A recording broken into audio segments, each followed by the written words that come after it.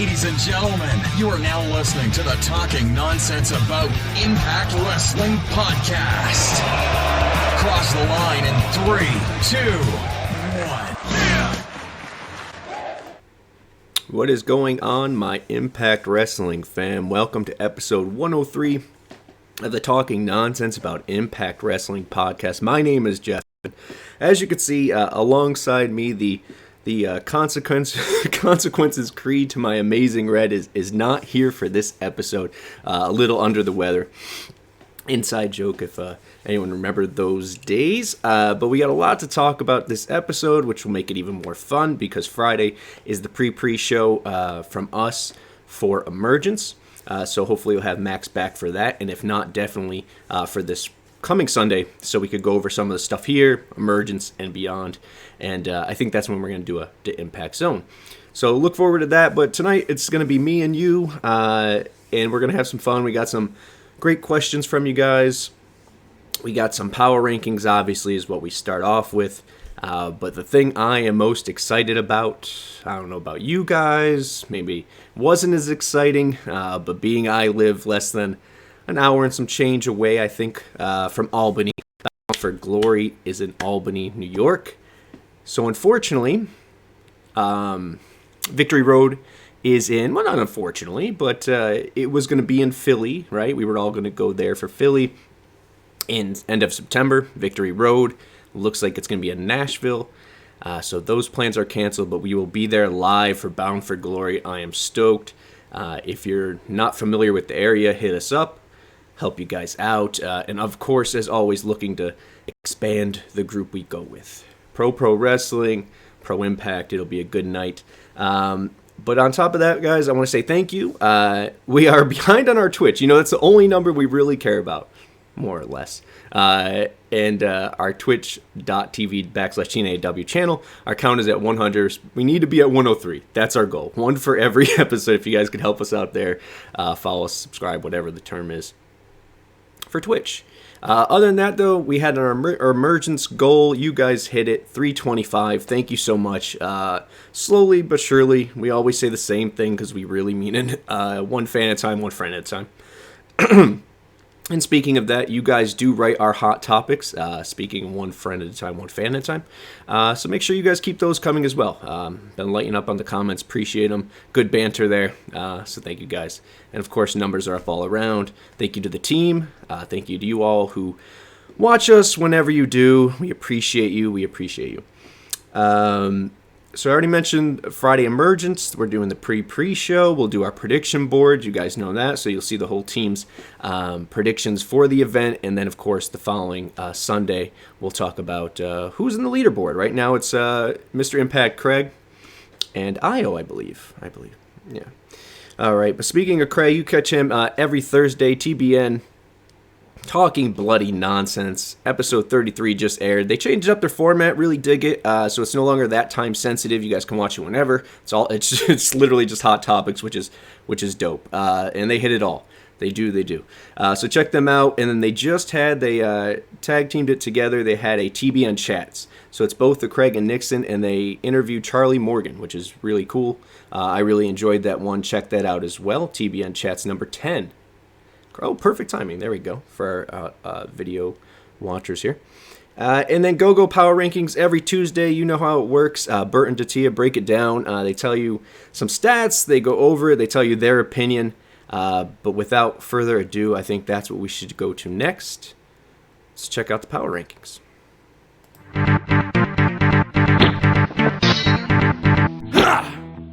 Number 10, Tag Team Champions Bullet Club.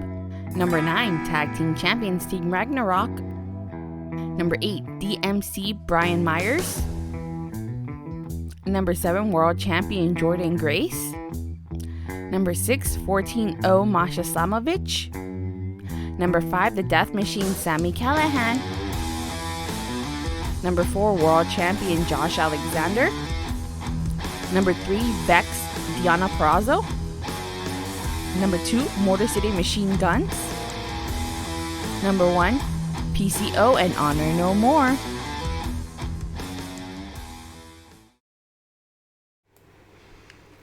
All right, guys, what did you think? Honor No More taking number 1. As I said, you can hear Bert and Datila's opinions every Tuesday, 7 p.m. Eastern Time, 4 p.m. PST, right here on the TNAIW channel. But, yeah, man, it's hard. The show was full of different matches, of a lot of people who got votes that didn't make it. So Power Rankers always have the Power Rank Committee has the hard task of putting 10 together. But if you want to be part of that, if you want to help, if you want to make a change, if you saw that and you said, what the hell is going on? T. Hughes 1990, what the hell is going on? What's up? Just write us at TNAIW channel, talk to I or myself, or at Bert Maclin 11. Really easy. You join the chat, you can mute us just every Thursday before Saturday night. You put in your top 10. Peace out. Get your name at the end of the credits. That's simple. You made an impact, and you can no longer scoff at the top 10 that we came up with. Oh, I hit just for I gotta do it. All right, there we go. All right. So those are your power rankings. Once again, if you want to make a difference, join the power rankings. But let's see how we got there. Let's get into our Impact on Access TV review. All right, so we'll get to what you guys thought about it in just a second as far as the Twitter poll results.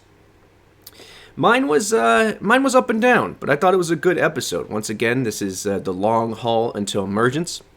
Kind of coming up now, but yeah, it felt it felt easy to watch, as it always is. It's always entertaining, but we'll get into my feelings about some things as we go through this, as we kind of paint the picture throughout this. But I would say for me it was a B-. That's where I'm going to go. That's not a slight. We'll talk about it where I thought there were some things, but I think it's just one of those. We're heading towards a Impact Plus special.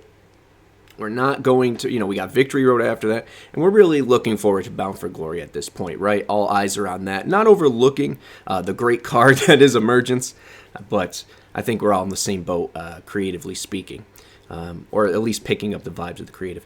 And first of all, was BTI. Let's not forget that. I put Intel on here because he did not say something that was, obvious or, let's see, cryptic, right? It was pretty basic, it was pretty simple, and it was a pretty damn cool announcement. We get Jack Evans making his return finally, and he's going to get a shot at the X Division champion, no matter who that is. If it's going to be Mike Bailey, which I think, good chance. And he's facing Rocky Romero. So the outcome of that, which is happening this week, the winner, who is the X Division champion, has to defend against Jack Evans. So I think we're looking for Bailey versus Evans, and that's going to be a banger, another banger lined up at Emergence. And yet again, man, we always say no matter how you're feeling, what's up, Millard? What's going on? Must be a AEW WWE show tonight. No Max. Could be, who knows? He had a permission slip from his mom, so I'm not really sick note. But yeah, so we get Jack Evans. Mike Bailey is what it looks like. Sorry if I'm being redundant. Gotta catch back up. And either way, that's where I was going. No matter what you feel like on the week-to-week basis, that the Plus specials, the pay-per-views are must-watches. You must see these events that Impact puts on. And this card is lining up to be no exception. So looking forward to that. But yeah, good Iceman intel there. Next up on BTI was the match of the night for them. Savannah Evans defeating Lish. Lish doing her role, right, as the scrappy face that's trying to get a win but never does. Savannah Evans picking up a win. I know I don't know why, but I know there was a couple remarks as far as with Madison, needing more. I mean, Savannah Evans is in the waiting to be a big thing, right? You have them and the possibility of them as a tag team. You have people like Killer Kelly making their way up. You have Masha still not unleashed fully. You had a great match, which we'll get to in a second, which I thought with Gisele working her way up. I think the knockouts are the least of our concerns right now, and this was just a example of that, man. Savannah Evans just waiting in the wings, still growing, but has uber amount of potential, I think. Next up was the beginning of the Impact on Access TV card and show. First segment was right into match, which I like what they're doing this. They're going right into a match. We're basically bookended by main events or what could be main events. I said this about Eddie and versus Ace. I said about Deonna versus Rosemary. Very video game-esque. If I had an Impact video game, I could pick these two. This is what it would look like. This is what it just... I know it sounds cliche, maybe not cliche, maybe it's not at all how people think, but I think that's a great compliment when you can say this is these two wrestlers are a commodity for this brand. So Deonna picking up the win there. Loved that she still won despite the lack of numbers. Chelsea preparing for Deonna's bachelorette party to who? I don't know. I guess she's getting married. And kayfabe, you know. But I digress. I thought this was a great showing from Rosemary and expected from Deonna. Always pulling the best out of her opponents. Thought this was a good starter to the show. Next up was Honor No More. Love these backstage segments with them, man. They always hit each character. Once again, none of these people really feel like they should be hanging out, but with one segment, you're like, oh yeah, I get it. But here, Eddie was doing...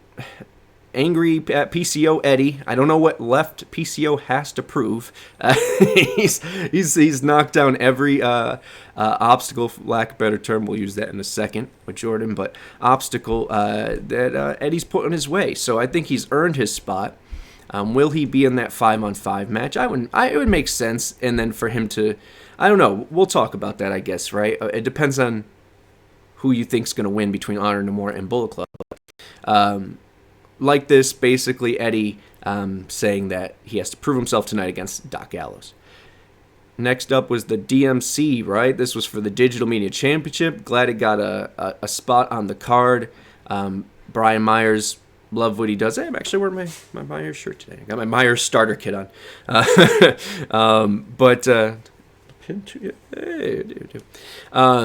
Always love Brian Myers, man. Good for this title. Good for the lineage. Keep it on him. He's doing obviously some stuff with Cardona. And outside of this, that we actually got a clip of that. Nice to see that we got the Ric Flair clips, especially with seeing kicking my words out. With seeing the Josh and Fatu thing, and then seeing it interrupted by the major players, and see DDP in that moment. Pretty cool to see. So I'm glad that they sprinkled that in there. Added to the effect of the show. I really dug that. But yeah, Brian Myers retained over Black Taurus. Great match. Love Black Taurus. Really underrated, I feel like. And it's another one that, even though they do their own things for the most part, Decay is someone that if they put the Rocket Pack on, they're a viable tag team for them titles. And the writing's on the wall maybe for the Good Brothers to exit for a bit. Maybe not.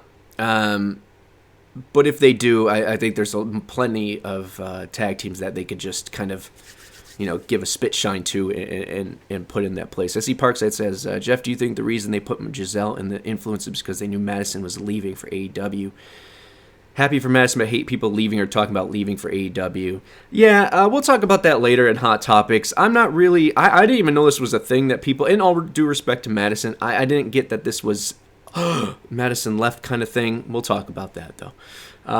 So this segment doesn't end. I put it by itself because it's a tale of two segments. I enjoyed that. Did not enjoy the next part. If you know me, it's not a personal thing. I think Bhupinder is just green. He's I know it's an old reference, but Maven, right? He just won Tough Enough and he knows the basics. And we're gonna put him with every hot commodity or some commodities to make him feel. Eventually, the rookie vibe has to go away with this guy, and segments like these aren't going to help him latch on with the fan base. I think he's got a good look. I think he's a great prospect. They push him a little too much on the prospect thing, and that's where I'm going, is that sometimes when you force something a little too much, you start to get a bad taste, then they turn him heel too late, and then it's like, oh, okay, yeah, this guy.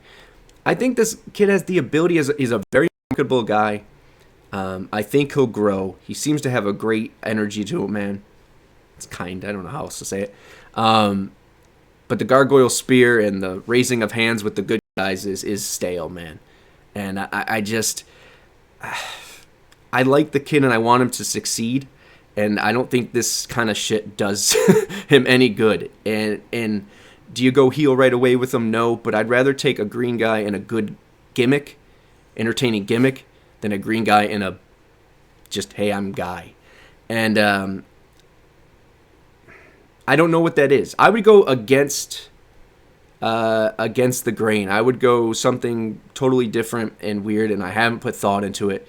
But something that's not, obviously comedic, something that's not the snarky heel. He needs something, and I hope they find that for him. But this ain't it for me. Speaking of Jordynne Grace, yeah, I said this off air. I said, man, you could put Bhupinder's segments on while Jordynne Grace is shooting her next birthday photo shoot, man, and I would want to give two shits. And it's unfortunate. I want to like everything. I don't turn the channel, obviously, but they need to give this kid something. They need to. And then, of course, Jordynne. Speaking of Jordynne, man, she's not getting that much love in the power rankings, and I understand that they're frivolous and nonsensical. I get that. But to me, I think the World Championship, the Knockouts one, is equivalent to the Josh is.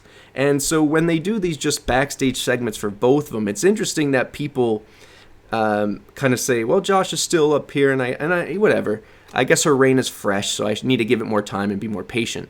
But I think she's big enough star to where you can just put her out for these interviews, and she could say, Mia's just another obstacle. Boom, I'm done, and drop the mic. She's on that level to me. Maybe she needs to be out there more, sure. You don't know what she's, why the booking is the way it is match-wise. Save the champion, right? Maybe it's a contract, not dispute, but like a dates thing, you don't want to use all the dates. And I think just like Moose and Josh, it saves them to feel more like stars. And as we go into Bound for Glory, hopefully we pick that up more. But anyways, Jordynne being Jordynne, man, love it. And I hope she retains, even though I love Mia as well. Next is my match of the night. And I know it sounds interesting, or it might sound a little whatever. Shorter of a match, da-da-da-da.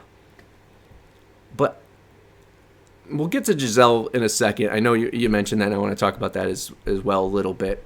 I don't think Gisele is going to be, the influence will be a thing, unless the Johnny Bravo photo was something kind of a wink. I would actually like that, Johnny and Gisele. I think you got to get behind her and ride with that, because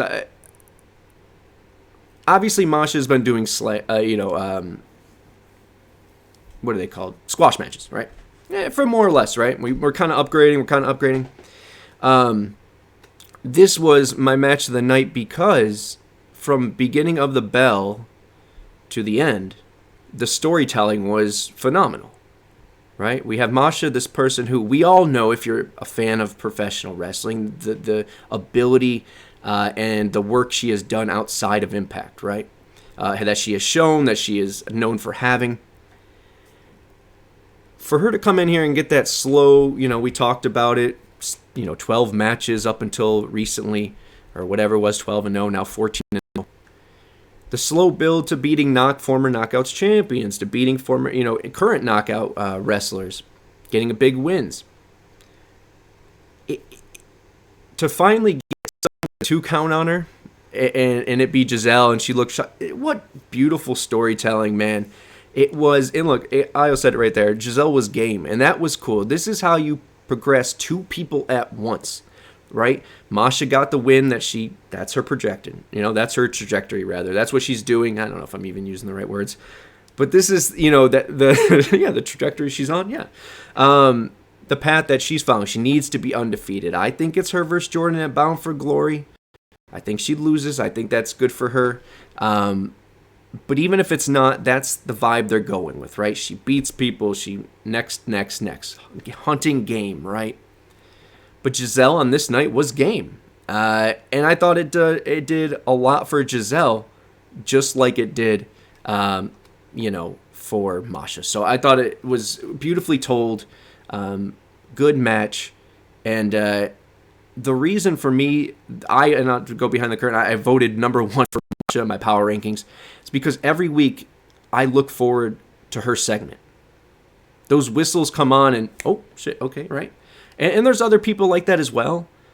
But for that to be the one that popped the most this week, that's why I gave her the honor. So, Masha picking up the win against Gisele. Both look strong. Knockouts division, once again, stacked, man. Neither of these women right now are in the title picture. And still crushing it. All right, next up was Gia. She was with Mia this time. It was after a clip of Madison versus Gail versus Mia at what was it? Probably 2016 or 17. I know someone's gonna correct me in here. Shout out to the hot chat, by the way. Io, Parkside, Sam, T Hughes, Critical Sting, man. Thank you guys. But yeah, it was a flashback of that, of Mia winning her first. So Gia's asking Mia questions about what she's gonna do against Jordan. Madison interrupts, talks about having to see that footage. Gail comes in, reunion. Now we get next week Madison versus Mia as a tuner for her versus Jordan. Now I know someone mentioned, it's confusing for if you watch Impact, it's not confusing. She's still on the roster page. She loses. We move on. We'll talk about that later. I still think it's a dick move on someone's part. We'll talk about that. Hey, what's up, Akeem? But as far as Madison, this is her fourth exit or whatever it may be. Love Madison. We'll talk about it in detail at Hot Topics. Next up was Motor City Machine Guns. They defeated VBD. After this, though, VBD, VBD stands tall. They attack Motor City Machine Guns, which brings out Kushida, which then brings out Eric Young. 3-on-3 set up right. Seems so. Now, we're jumping to the next segment, which is Motor City Machine Guns Kushida coming back from that attack, talking about VBD. This is how they do business, yada, yada. Josh comes in just like Alex Shelley last week and says, hey, man, I get it. VBD's a pain in the ass. I had to deal with them, blah, blah, whatever. But I want you at 100% as well at Emergence. I don't know about you guys. I know the bill is shorter. I know it's not a I want the belt kind of storyline, which I'll get to later as well. But I'm excited for this match. And I'm glad they're keeping it at least, the banter going. And then they keep the shot going, and we see Josh exit the arena, I don't know, or go to another room, and there's Eddie, and Eddie is talking to Josh about whatever. I'm going to tell you guys, this was a buzzkill for me. I'm going to get to that later, but you could see the seeds are planted. Our very own Bert talks about it all the time, about he thinks it's on GoGoPowerRankings that it's going to be Eddie of Honor No More versus Josh at Bound for Glory. I love Eddie, but I got some thoughts on that, and not happy. Not happy. Next up, Akeem says, apparently Lady Frost asked for release. She did. Twitter bio still says she's an Impact. She is. So no update on that. She's still on the roster page. I don't know if they worked something out, but she's still under contract. No release was granted to my knowledge. Number 14, Sami Callihan came out and defeated Raj. Can you smell what the Raj is cooking? That's what Lucha wants to know. I love Raj, man. Different vibe to that cat. But he gets the loss here against Sami Callihan. Sami takes the mic, calls out Moose and Maclin. We get the old okey doke, right? Maclin comes out to Moose's music. Moose comes from the back. Sami, moves out of the way. Moose and Maclin stand tall after it's all said and done. And then we get Maclin versus Sami at Emergence. So we get that. Next up, Killer Kelly vignette. This, once again, turn up all the attributes. That's Killer Kelly. She can do big shit here, man. And this is just her touching the surface of that. So, and I understand the Knockouts tag saying stuff about that, but we're one return away from having Sue and Havoc, Vexed, Ragnarok, Savannah and Tasha, right? There's options, man, and they're going to keep building it. And with such a deep Knockouts roster, the Knockouts tag will be easy to fill as well. But next is a Bullet Club promo. I love these, man. Not only are they shot well, once again, I always say this about Honor No More. Everyone feels a part of VBD segments. Everyone feels a part of it. They have their own thing. It speaks for themselves. And this was just that, man. I don't know what's going to happen at the end of the day. The odds of them sticking around to me seem less and less for Bound for Glory. But who knows? While they're here, it's still pretty damn entertaining.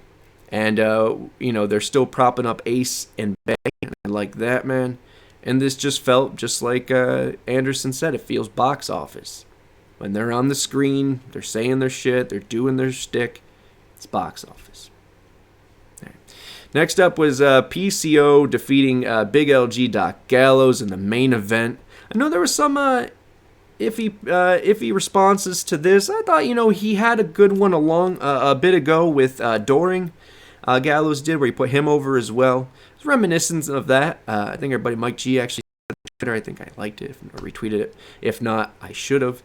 Yeah, man, just to go out there, have a clusterfuck of a match, throw each other around, and that's what it was. The ending was a little wonky, the loaded tax shtick, but I thought it ended off the show. It was fun. It was a good show. I gave it a B-. What did you guys give it? The chat is blowing. Let me hear, guys. What did you vote? Or if you didn't vote, even if you did, let me hear what you thought of this. And let's actually chirp. Let's see what you guys there on the Twitterverse thought. 70%. Now, the votes were low, I will admit, but 70% going A here. B with 19%, which is what I went with. C had 8%, which I know a couple people, I won't out them, but told me privately they went with C, and respectfully so. I understand why you went with it. Felt the lifeblood, the creatives a little bit, just in it till we get to the main course. I can see that. There is, some stuff we'll talk about, but, what's great about this and great about the fan base is, besides the 3% douche with D, which, man, if I ever see you in person, give me a hug. Let's hug it out.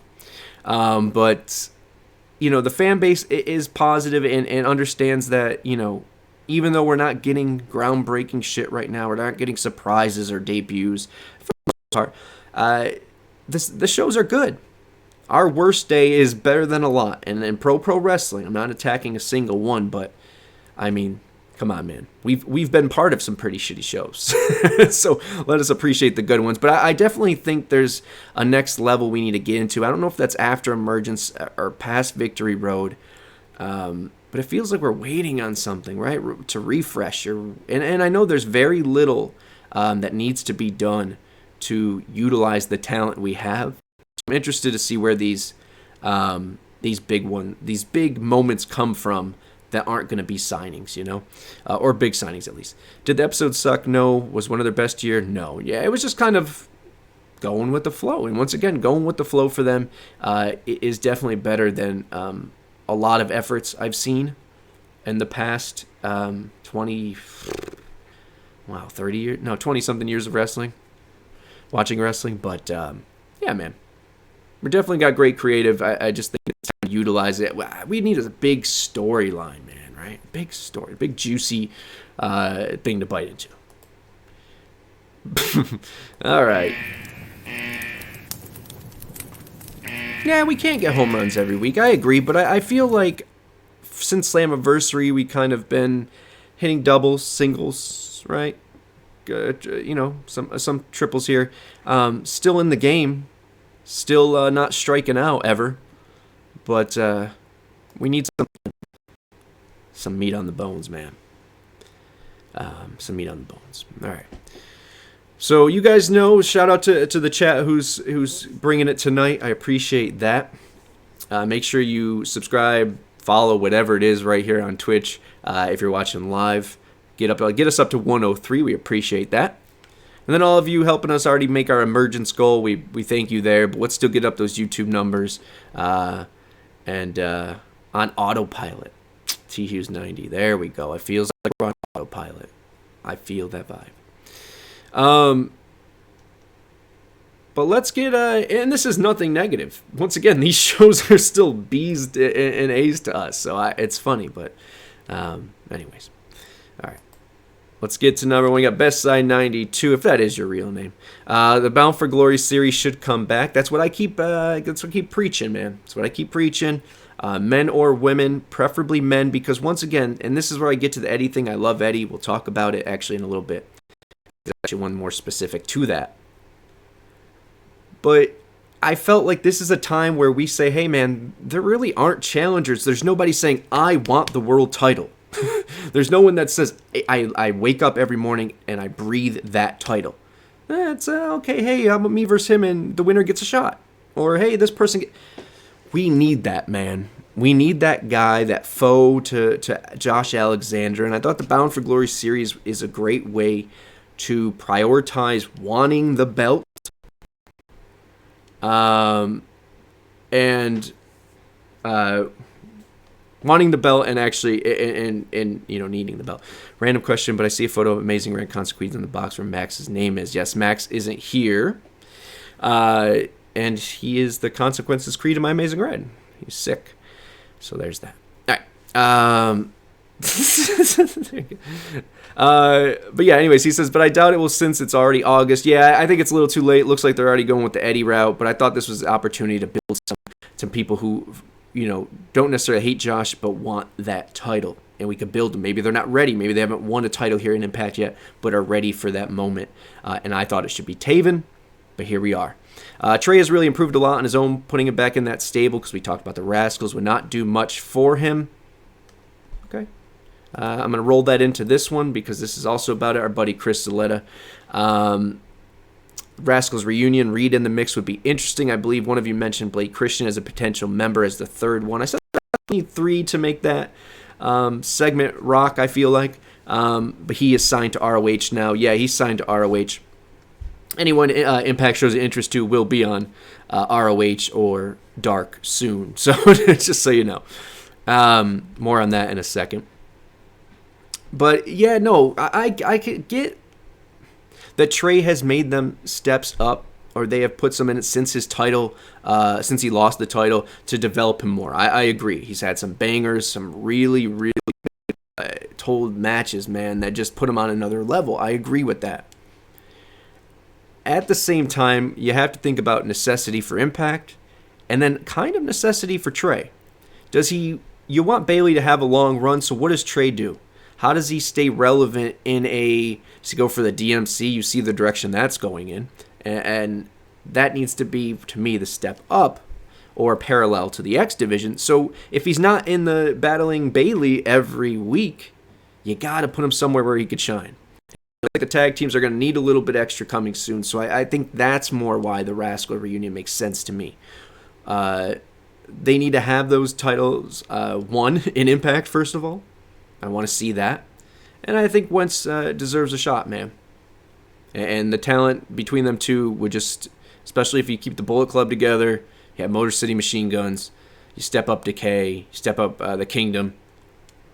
It's a tag division that's right in there if you lose the Bullet Club or not. Or, the Good Brothers or not. Next up, Carl Fredericks. Yeah, I'm not too familiar with Carl Fredericks. I know he's trained in Vegas, Adam Thornstowe, right, from Impact dude. I don't know too much about him. I don't know if Impact would be the place he would leave New Japan for. But it's possible. It's been quite a Morrissey. Yeah, I think that's a waiting thing. I think he likes filming the movies, but I think he's just waiting.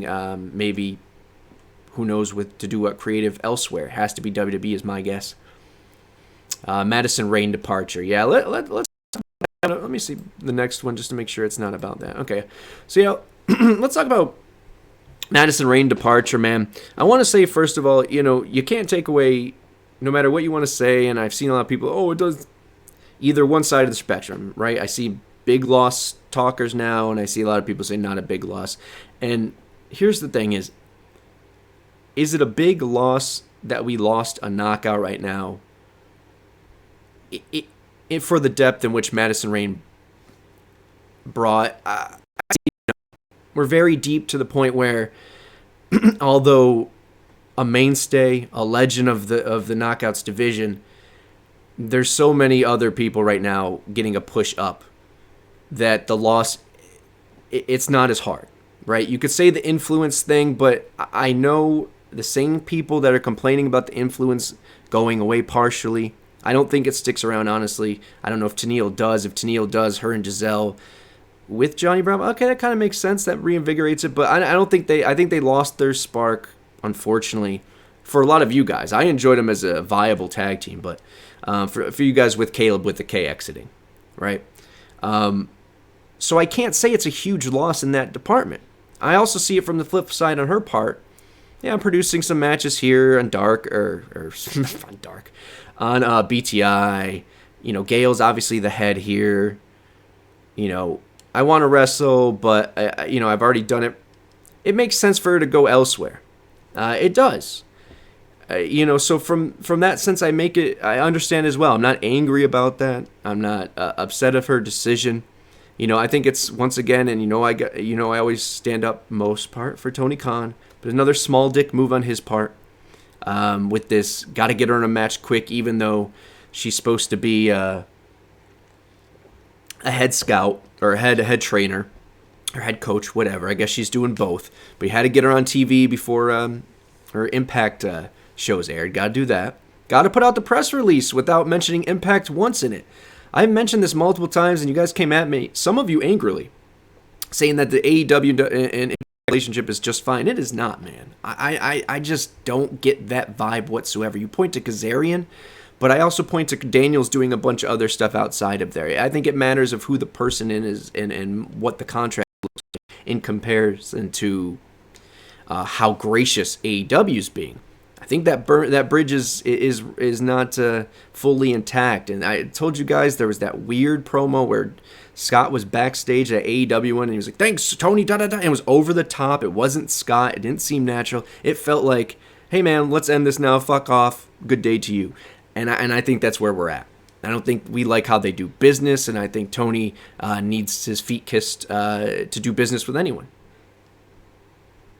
And that's pro wrestling. Don't want him to fail. Don't want AEW to fail. Don't want anyone. Want them to keep succeeding. I do. But that's just the facts. That's the vibe I'm getting. And, for him not to even mention where she won those world titles was just, come on, man. Come on. See a lot in here. I didn't see it coming. Yeah, all right. I didn't either. But once again, at the end of the day, she's left 4 other times. She's a Hall of Famer in Impact. She had no story going on. What do you want her to do? She's not going to move up as a head coach. Impact doesn't keep that many on, right? Gail is the lead. It makes sense for all. I think it does. Let's keep moving on, though. So once again, to establish that, I do want to say that. Love, respect, appreciate the work of Madison Rayne. Nothing can replace, or nothing she does in AEW, even if she goes and shit on in Impact next week, live on air, erases what she's done. That being said, we have such a deep roster of knockouts that we can make it. Next up, Doll 99. This week, the match, which was very entertaining, but I thought last week's show was better. Okay. I thought... Yeah, that's fair. Main event was cool. I do like how they moved BFG to a Friday, to a new venue coming up against WWE pay-per-view at the time. Probably wasn't the best idea. I don't think that was the intent. I think it was kind of in between. Obviously, we talked about that they were thinking Danbury, Connecticut, we had heard. Things fell through. And they went back to the drawing board. They went to Albany, luckily, and we get to be there. So I'm stoked about that, man. But I think it had more to do with that. Of course, it's going up against SmackDown, but, I mean, there's replays. There's people that will watch regardless. And Impact's working on supposedly a match that we haven't seen in years. So that's interesting. So we'll see. All right. Next up, Walking Weapon versus Steve Maclin for Bound for Glory confirmed. Can't read today. Richard J. Robles, what's up, Richard? This is from Twitter. I don't think that's the case. I don't know the context, but I want to give him a shout out because he always writes us. I don't know if that's the case. I don't know where we're going. I would have loved for them to build a Maclin and a Taven and the Ace and all these people that we think have potential to be future world champions within a Bound for Glory series. Make that belt mean some. And that's where I kind of want to go to. Actually, we'll stick with that. With the Eddie thing. I have all respect for Eddie. I love Eddie. I'm glad he's went heel. It refreshed everything. I miss singing the music. But he's our Tommy. He's our guy that will always be here. Talent, you can't take away, once again, you can't take away from the talent of Eddie Edwards between those ropes and the legacy he's left within this company and beyond. But I thought this was the time to have a main event that helps us turn the page, that say this is the next step for Impact Wrestling, right? There's a comment from, and I want to get this right, Mr. Fantastic DW on Twitter, and I won't get to it this time. I'm going to save it for Max, so I apologize. But he talks about the set and all of that, and it got my wheels turning and saying, if we get a new look and all that, would that really up the ante? No, not really. But if you were to do that at the same time, a new set is what we're talking about. Sorry, going off on a tangent. But if we have a new set and we want to, start off Bound for Glory on as our new, this is our rebrand. We talked about that survey they did. I think you need to start developing your characters that are going to be foundation pieces here. And having a title match that we have to invest in of a veteran who's won the belt 3 times or 3 times prior? 2 times? I don't want that to be Josh's loss, and I don't think it will be Josh's loss. So, and I defended the Eric Young thing at Slammiversary. It made sense, the nostalgia, but Bound for Glory is not about nostalgia. It's not about, deserving a shot. It's about earning. It's about making main event stars to me, be it Rude when they tried with that. Obviously, they right the second time. They tried it with Matt Morgan. There was times, I just feel like this was a time to get someone that makes someone on Josh's level. If they're not there yet, showcase them as such. And putting someone who's a veteran like Eddie really doesn't do that for me. Or obviously doesn't do that, but it doesn't do it for me either. I'll still be there. I'll still be excited. The match will still be dope as hell. But 2 months of Honor No More, if they last, which it looks like they will, attacking and ambushing Josh as the build is not what I want heading into Bound for Glory. Is it final? No. We don't even know. It was just one little segment. But the reaction from the Impact fans seemed to be that's the direction that they thought they're headed in. It looked like it. I'm not about it, to be honest. I saw BG James coming back as well. Yeah, man, he'll be there for Emergence. I don't know what he adds, and that's no slight to him. As far as a talent standpoint, I mean. Behind the scenes, sure, I'm sure he has a good reputation for running shows or whatever. Just the begging for AEW job talk was a little. I don't really want to hire someone who's still publicly begging for a job. Them are his own words. All right. Next up here, and yeah, we do have to get through Victory Road as well. I get that. I do. But I think this is them planting the seed for the inevitable, which is our guy versus our guy. And the drama comes via Honor No More attacking seven times. But I know, and that's not slight on the creative whatsoever. I said it last week, and I'll keep saying it. I think they have the best creative in wrestling, man. They make such good stuff out of where others would seem thin. The show would seem thin, man. But anyways, our buddy Gary says, great show once again. Oh, thank you. Hope if Impact brings Team Canada, they bring Alexia Nicole in it because she was great in the Rough Riders. Yeah, I remember her. I don't have an opinion on her. Thought at the time she was there. Maybe she's, I didn't get to see enough of her work. But I'm for it. If you guys think she's cool and she could add to it. I think Taylor Wilde, if we're going for a more established Team Canada, would be pretty dope. See her come back. Thank you, Gary. Buddy Chris back. When do you guys think? When do you guys see CYN possible disbanding and maybe potentially see EC3 and Strowman enter Impact? I agree with you guys on the whole giving someone the big big opinion because that big name game changer just isn't there. Like getting a big signing. Yeah, we talked about the EC3 thing. They're obviously taking this on tour. They're even going to my home, away from home in Virginia Beach, Norfolk area. I think they're going somewhere there, which I thought was pretty cool. But it seems to be like they're doing their own thing. I think the coolest thing that could happen, and that's, EC3's, obviously been out of the picture for a bit. He's doing his own thing. You don't know what the end game is for him. Yeah, Strowman, I agree, Io. I think he's lost his hype. I think they would have to rebuild that from scratch, to be honest. But EC3 has such a history here that I think the wrestling world would lose its mind if his old EC3 music played, the old, I'm Dixie Carter's nephew thing, and just totally with no explanation was back as that EC3, and everybody back and go back to this version. But I just think that would be something where you're turning maybe not a big huge free agent acquisition into utilizing the most and getting the most out of it. And EC3 can do that still.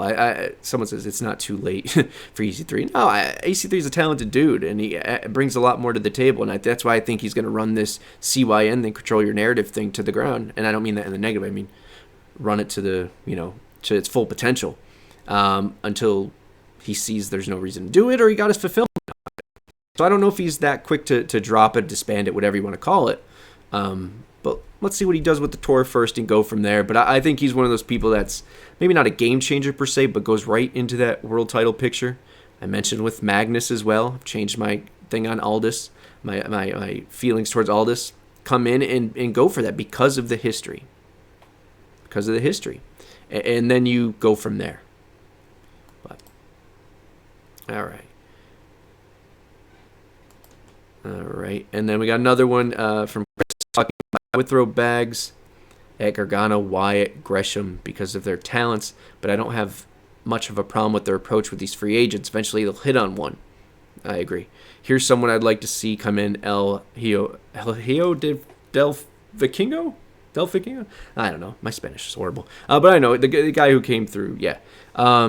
Talented dude, man. I don't, and self-admittedly, I don't keep up with anything too much outside of Impact. The day-to-day, of course, but not like to where I can watch and say, oh, it's still out of this world. I'm sure he hasn't digressed or regressed, whatever. But Aldis is boring. Yeah, man, I think there's points where I've thought that too, and I've said that. But his last little thing kind of gave me a spark of hope with him. And with us needing some main event scene type people, there's that, I think he has that in. I could see Gresham coming back, Hakeem says, to Impact. Maybe his time actually joins Honor No More. Yeah, I think Honor No More it wins at Bullet Club, or wins against Bullet Club at Emergence. I think they stick around. I think we do look towards Eddie getting that title shot, or that's what's going to happen. Look, my hope is that Gresham is able to do what he wants to do, and if that leads him back to Impact, that would be dope. For every reason I mentioned, Tony Khan not putting Impact in the presser, making sure she was on their television before her last show or last match aired, all that kind of stuff, I just think it's too petty for him to release him. I mean, he rolled into Brian Cage's last year when it looked like Brian Cage was coming back. H&M could use another member. I think Silas Young. Man. I want... What does Silas fill that Doring doesn't? And I think that's what we have to think about here. We have a lot of talent. If you look at the roster, it's not that thin for a 88-minute show. There's a lot of depth to it. We'll look into that. Obviously, there's glaring holes and viable options in some areas that there aren't in other areas. But I don't think bringing more people who will fit in the middle or the bottom is really going to do it unless you're building them up to be a long-term option for this company. A Gresham makes sense. I mean, an Ospreay, yeah, of course, Ospreay. But those kind of people, make sense. To me, I don't know, man. I don't think a Silas Young or a Strowman or any of these people who, and I hate to put it like this, but that are off their buzz portion. And I don't know how big Silas's was at the point. And maybe he's, once again, I fell off ROH respectively towards the end. So maybe his work's a lot better than, to where 88 minutes, maybe. To where, he can play a game with us. I don't know. I'm admitting that. I just, from what I remember, don't see that being and I don't say game changer into where it's going to get us thousands and thousands and thousands of views. I mean game changer in the sense of long-term build or current buzz. And, I think EC3 does that. I think Gresham does that. Of course, Wyatt and Gargano would do that. But, the thing we have to take consideration is that some of these people talked about it. The Triple H effect will exist to an extent. More so in keeping the ones that were not happy with how they were treated. Unfortunately, I think Gargano and Wyatt still fit into that realm because they only left on the cusp end, right? There's still ties there, obviously, with Gargano and Triple H, even though he appeared on Impact. Wyatt is a game changer. How big? For how much? How big of a reach? I don't know. Signing, yes, for sure. It's just, once again, positives and negatives. And the only negative is the investment of cash. Not our negative. There's no negative for us. Bring them on. Bring them all. It's the business side. So, but yeah, what do you guys think, man? Are there other options out there? We'll talk about that, obviously, in depth. As we do a Impact Zone coming up after Emergence. Obviously, we'll have a pre-show, as I said, for Emergence this Friday. I'm looking forward to Emergence. But I'm looking forward to the build for Bound for Glory. And that's what I'm getting at in general is we have the talent. We do. It looks like some more's coming in and it looks like some more's going to leave. But when that dust settles, what does Impact look like? From the survey, is it the Island of Misfit Toys ECW type, right? Company that I think we are and we have to embrace right now? Or are we just going to rock with the hopes that we can get that one signing and come to the promised land? I don't think that's our route. So for me, the build for Bound for Glory and beyond should be what this company is going to look like forward. Because that might be without, I think someone mentioned in there, the Bullet Club or the Good Brothers aren't on the video for Bound for Glory. Could change. But I think this is the time you pull that Band-Aid off for Impact and Impact Creative as well. And say, look, yeah, it sucks, man. We lost Madison, which means we lost a tag team kind of in the influence, maybe, right? We'll see. I don't think that's the route they go, but you get my point. We lost the Briscoes, who we thought could be a tag team here. We might lose the Good Brothers, who are a staple here. Do we sit back and cry about that, which that's not what they're going to do? Or do we say, hey, these are the people that are rocking with us, let's fucking rock with them? And we go forward from there. And I think that's the way we go. Okay? Look, I see Hakeem even saying in there, who would win a match between Killer Kelly, Deonna, Jordan, and Masha? That's the depth of the knockouts. And if you treat their world title as we treat Josh's world title, which in my eyes, it's just as valuable, legacy included, I mean. Lineage, right? That word I like to use, lineage. I think the knockouts, man, are another group that can to carry us to that promised land, man. Look how many segments are carried by these knockouts. You know? We don't have maybe the heavyweight division. And that's another thing I we got to look at is, I say I don't want Eddie. Does that mean, or I don't want Eddie, excuse me, at the main event for Bound for Glory?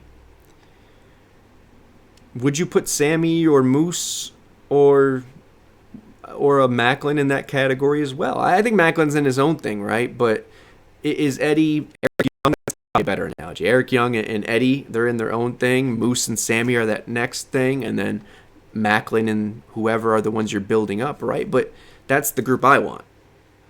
But would you guys prefer that? Let me hear it. Would you guys prefer, that veteran Eddie, Eric Young match that we got at Slammiversary, could get it Bound for Glory? Do you prefer that next staple foundation piece of Impact, which is Moose or Sammy versus Josh? Or do you want someone to be built up? Maybe I'm alone here. I want to hear your guys. That's what this is about, this community. I want to hear your guys' opinion. Do you guys think that it should be someone we're trying to put on Josh's level at Bound for Glory? You better. Let's see here. After I wrote the article pushing for her and others to be signed in massive. All right. Killer Kelly. Yeah, she's signed for 2 years, right? But yeah, guys, let me hear it. I want to know what you guys want for Bound for Glory. For me, it's utilizing all of our stars. I want to see Moose out there. I want to see Sammy out there. I want to elevate Maclin. I want to elevate the Kingdom. Elevate Ace and Bay. Let's see what Impact is. Right? All right. I see people saying I'd be fine with Eddie or Steve Maclin versus Josh at Bound for Glory. Wow. Okay. Eddie, really? Well, let me hear it, guys. I know I will in the comments. I'll hear through YouTube or beyond. But thank you guys for your comments. We appreciate it. It takes a lot of nuts to put up your stuff and get ridiculed or agreed upon or answered, whatever. So I appreciate it either way. It's all out of love. We might not have the same opinions, but that's the point of this. We all have different points of view, but we come together for the love of Impact Wrestling. And speaking of come together, October 7th, we will be there. Binghamton, oh my God. Albany, it's all the same, right? Albany, I'm hoping to see. I don't know if we haven't got any information yet. I'm waiting for the tickets, but I'm hoping it's 2 days after, right? So Bound for Glory and then 2 days of taping. We hope. We'll see. I'm going to try to be there for all of them. It's usually when I go to Sleepy Hollow, so try to do all of that. See Parkside 7 saying crossover would be a great show for Bound for Glory. Yeah, man, that's what I wanted for the Bound for Glory series. Representatives from, so say it's, Aldis from NWA. It's Bandito from AAA. It's Davey from MLW or Fatu from LMW. New Japan, you throw someone in there. I think see a lot, some saying Maclin, some still saying Eddie, man. Look, all love to Eddie. Love Eddie. Love that he turned heel. But I'm talking, if we had the same argument with Eric Young at Slammiversary, everyone's going to have the same argument about Eddie at Bound for Glory. I see I mentioned it can still do a BFG single tournament. Yeah, I mean, that works. The thing with Bound for Glory for me is the drama of needing those wins. Yes, you need one win to move on, but it's make or break, right? Boom, one and done. When there's multiple matches, you're building someone's story compared to building a 2-week arc or whatever. I'd rather the Bound for Glory series really can make someone by the equity of work and sweat that they put into that series, if that makes sense. I don't know. I know it's just a story, but to me, the Bound for Glory series, it has that extra bit of drama that we look for. But yeah, I get it. I just don't want it to feel rushed, and I also don't want it to be 2 months of Honor No More attacking Josh. So, but this is the end, guys. This is the end. My only friend. This is the end. Thank you guys for rocking with us. Killing the chats, guys, tonight. Io, Hakeem, Critical Sting, Millard, I saw you in there. Still see you in there. I know I'm missing people. But thank you guys. Truly there. Thank you to the YouTube comments and Twitter comments. We'll get to some more about the set and beyond this Friday as well. Pre-show for Emergence. It'll be me, be the prediction board. Maybe we'll have a special guest. Hopefully it's Max. But if not, we'll have someone rocking with me, hopefully. Talking it over. Hyping up Emergence. Twitch exclusive. So add us here. Twitch.tv/TNAIW It's a Twitch exclusive. Once it goes there, it goes away. So a lot of F-bombs. And a lot of eye rolls. That's no, it'll be fun, man. I love counting it down with you guys. Love talking Impact Wrestling. Look out for more from us. We got a few hiccups in the road, but we got some great content coming for you guys, including our Nick show, Max and I's Nick show, coming in September. Look forward to that. You guys in Albany. I wonder if the arena in Albany is bigger than the one in Connecticut. If you look at where we ran before in Danbury, and you look at what seems... Albany has so many options. I doubt it's going to be... what one's there? Nassau? I can't remember. I'm really bad with names. But you probably picked that up watching the show. But I don't think it's going to be that huge, to be honest. I would bet, especially in the area, they can probably draw... maybe 1,000 there, and that's with, I don't want to say papering, but I would say with decent price tickets. People looking for something to do. Albany's the capital still, no matter what you think of the city, But yeah, it's the capital. So either way, it's going to be exciting. I will be there. Looks like I'm going to need those titanium passes. I don't know if you guys saw, they upped the game there, so check those out. Looks like good stuff. And if you go, I got some signs. I wish I had them right here so I could give you guys a sneak peek, but I'm making some. Give me some ideas. I know you guys gave me some shout-outs when we went to Slammiversary all those time ago in Nashville, a year and some change. But I got one for Trey working on. I got PCO. Remember, the only two. My next one's up for Johnny Swinger. So let me know who you want me to make signs for as well. I'll get them on there. And obviously no TNAIW signs. So wrestlers only, let me know. And no brands is what I mean. Let me know. I'll do my best to accommodate. The Trey one's my favorite right now. And it invigorates. Includes all of his different gimmicks. So, all right, guys. Tickets are selling well for Emergence. That's awesome. Let's keep getting that out there, guys. The best way we could grow Impact is not waiting for a white knight, but it is to beat them. Join the street teams when you're at Impact shows, when you buy tickets to them. Join the people around you. Start chants. Look good on TV by screaming the product out there, getting it out there, and, of course, welcoming fans one friend at a time, one fan at a time. That's the only way we will bring in new fans, man. Don't shit on them. Pro wrestling. Respect each other. And see you later. Bye, everybody. Bye.